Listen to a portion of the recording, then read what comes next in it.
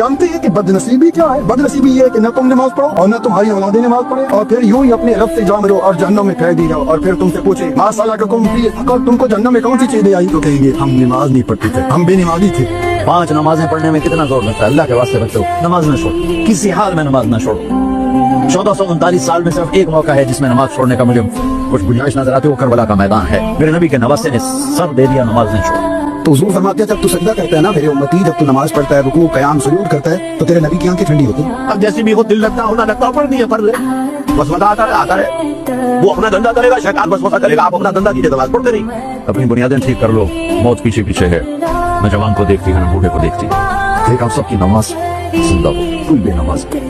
एक ऐसा फरीजा है, जब आप दुनिया से जा रहे थे और आखिरी लम्हात थे और आपने मलकुल मौत को रूह कब्ज़ करने की इजाजत दे दी, तो उस वक्त आपने 2 बातें फरमाई, अस्सला व मा मलकत ऐमानुकुम। मेरी उम्मत, एक नमाज न छोड़ना, एक अपने नौकरों के साथ बदतमीजी न करना।